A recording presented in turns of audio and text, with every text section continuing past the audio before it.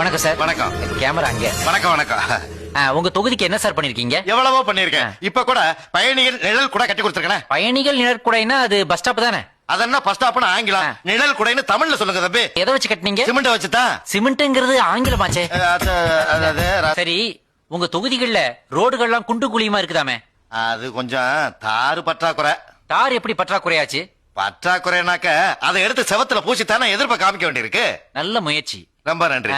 இந்த மாநாடு நடத்துறீங்கல்ல, ஆமா. அப்ப ஊர் எல்லையில இருந்து மாநாட்டு பந்தல் வரைக்கும் ஆயிரக்கணக்கான மீட்டர் துணிகளை கொடிகளா கட்டுறீங்க.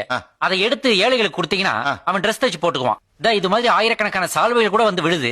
இதையெல்லாம் ரோட்டோரத்துல இருக்கிற மக்களுக்கு கொடுத்தா அவன் குளிருக்கு போர்த்திக்குவான். இது மாதிரி 4 பேர் கேள்வி கேட்டிருந்தாங்கன்னா நாங்க திருந்திருப்போம் தம்பி. இனிமே நான் மக்களுக்கு ஏதாவது நன்மை செய்ய முடியும்னா செஞ்சுட்டு வந்ததான் உங்களை சந்திப்பேன் தம்பி. இத்துடன் இந்த நிகழ்ச்சி. தம்பி ஒரு நிமிஷம், இவ்வளவு அறிவுபூர்வமா இருக்கீங்களே, நீங்களும் நானும் சேர்ந்து சரி ஒரு கட்சி ஆரம்பிச்சான தம்பி. கட்சியா?